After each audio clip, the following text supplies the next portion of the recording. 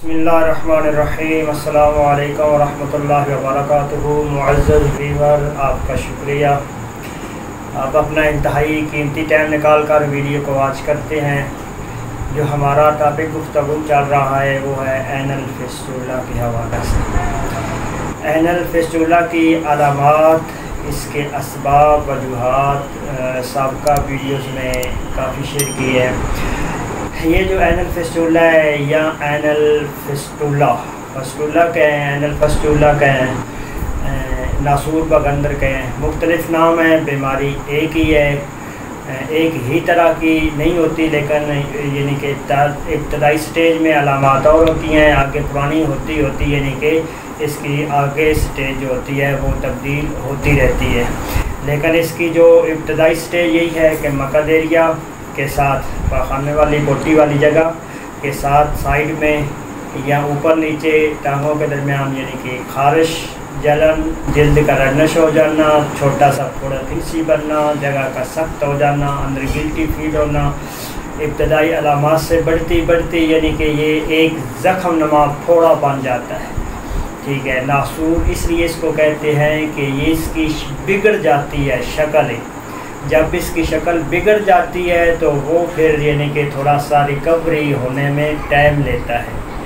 ठीक है, उसको रिकवर करने के लिए टाइम देना पड़ता है, थोड़ा सा टाइम लगता है। मेडिसिन खाने से इंशाल्लाह मसला इसका फिट हो जाता है। लेकिन इसकी जो दर्द है, जलन है, बर्निंग होती है, वाशरूम के साथ भी होती है, वाशरूम के बाद भी होती है, तो ये तो तकलीफ़ात जो होती हैं जल्दी रिकवर हो जाती हैं। पेशेंट का यानी कि जो चलना फिरना होता है, मसरूफ़ियत होती हैं, हरकत होती हैं, काम वगैरह होता है, वो इंशाल्लाह इजी हो जाता है। चंद दिनों में ही वो यानी कि अपना जो मसरूफ़ियात होती हैं उनको अच्छे तरीके से करने लग जाता है। लेकिन असल थोड़ा सा मसला जहाँ पे फंसता है वो पड़ता है इस ज़ख़म को हील करने के लिए, इस ज़ख़म को ख़त्म करने के लिए, ये ठीक करने के लिए उसकी तरफ पेशेंट बहुत ज़्यादा कम तवज्जो भी देता है और टाइम भी कम देता है। जो ही उसकी दर्द में, जलन में उसको अफाका मिलता है, रिलीफ मिलता है, बेहतरी होती है, तो वो पेशेंट दवाई को, मेडिसन को भूल जाता है, कम इस्तेमाल करता है। तो नतीजा ये निकलता है कि थोड़ा टाइम गुज़रता है, थोड़ा टाइम गुज़रने के बाद फिर तकलीफ़ात पहले से ज़्यादा हो जाती है, एक से शुरू हो जाती है। और कुछ पेशेंट तो ऐसी माशाल्लाह ट्रेनिंग उनकी होती है, अपने ऊपर वो खुद ही लेबॉर्ट्री का सिस्टम लागू करते हैं।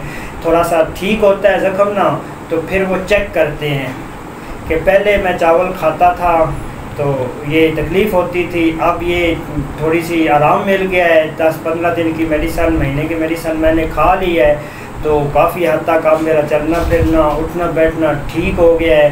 तो फिर वो क्या करता है, फिर वही चीज़ खाना शुरू कर देता है। जब वो चीज़ वो खाता है, पहले से ज़ाहिर मौजूद होती है, आग लगी मौजूद होती है, बस उसका थोड़ा सा ऊपर पेट्रोल छिड़कने वाला काम रह जाता है। यानी कि वो चेक करता है कि मैं चावल खाता था, तकलीफ़ होती थी, दोबारा फिर वो खाता है। जब वो खाता है तो तकलीफ़ फिर एक से स्टार्ट हो जाती है, रिवर्स हो जाती है। एक बार नहीं हुई, दोबारा फिर वो खाएगा।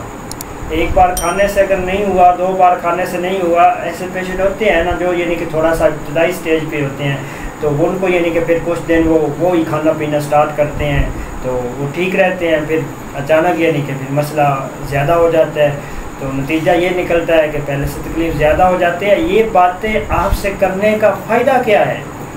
आप कहेंगे कि एक ही बात बार बार की जा रही है। नहीं, ये बार बार आपको इसलिए बताया जा रहा होता है कि आप इन चीज़ों को अवॉइड करें, इन चीज़ों से परहेज़ करें, इन चीज़ों से एहतियात करें।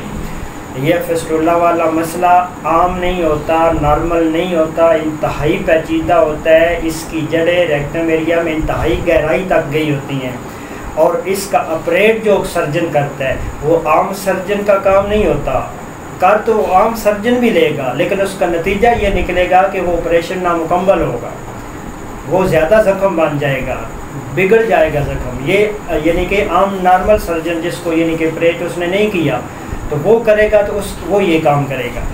जो सही सर्जन है, मेरे सर्जन है, अच्छे तरीके से उसको तजर्बा है, वो इसको गहराई तक जाके इसका ऑपरेट करेगा। ऑपरेट से मसला ठीक एक बार हो जाता है, आगे से पेशेंट को चाहिए कि वो एहतियात करे, हो फिर भी जाता है, साथ जब तक वो अंदर मेडिसिन खाने वाली इस्तेमाल नहीं करता तो फिर यानी कि हो फिर भी जाता है, लेकिन नतीजा ये निकलता है कि वो पेशेंट एहतियात नहीं करता तो यानी कि दोबारा तकलीफ़ात का सामना करना पड़ता है। इसलिए आपसे ये बार बार रिक्वेस्ट की जाती है, जो चीज़ें दोहराई जाती हैं कि आप इन चीज़ों से परहेज़ करें।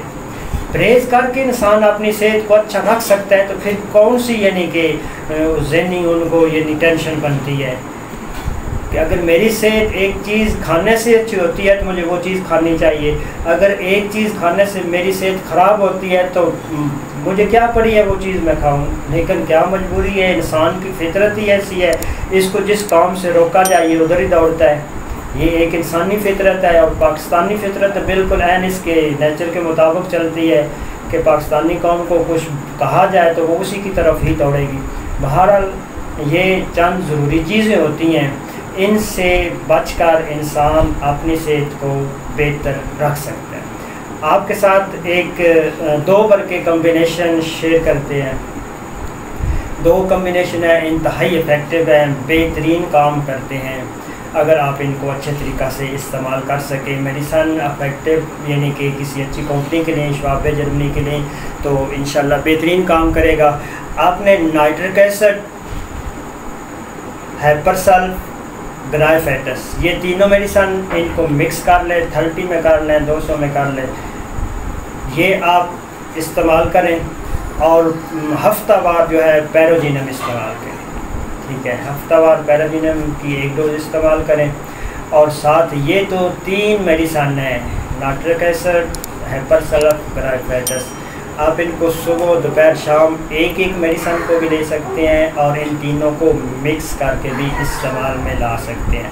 और दूसरा कम्बिनेशन है नाइट्रिक एसिड, तो पहले कम्बिनेशन में ये में भी है, दूसरे में नाइट्रिक एसिड, पियोनिया और कैलकेरिया सल्फ, जिनका यानी कि मवाद गाढ़ा होता है, बदबूदार होता है, वो नंबर 2 वाला कम्बिनेशन इस्तेमाल करेंगे तो उनको ज़्यादा फ़ायदा होगा। ठीक है, nitric acid, Paeonia, Calcarea sulph, ये 30 में या 200 में आप बना लें। सिंगल डोज सुबह दोपहर शाम भी इनको इस्तेमाल कर सकते हैं। नाइट्रिक एसिड सुबह कर लें, पियोनिया दोपहर को कर लें, कैलकेरिया सल्फ रात सोने से पहले कर लें। इन तीनों को मिक्स करके भी इस्तेमाल कर लें, इंशाल्लाह बहुत बेहतरीन इफेक्टिव मेडिसन है। दोनों कम्बिनेशन में से जो भी आपने इस्तेमाल करना है, इन दोनों के साथ पैरोजिनम जो है वो आपने 200 की वीकली डोज लेनी है, हफ्तेवार इस मेडिसन को आप इस्तेमाल कर सकते हैं। दुआ है अल्लाह रब्बुल आलमीन हम सब के लिए आसानियाँ पैदा करे और हमें आसानियाँ पैदा करने की तौफीक अता फरमाए। वाखिर दावाना अनिल हम्दुलिल्लाह, वस्सलामु अलैकुम व रहमतुल्लाहि व बरकातुहू।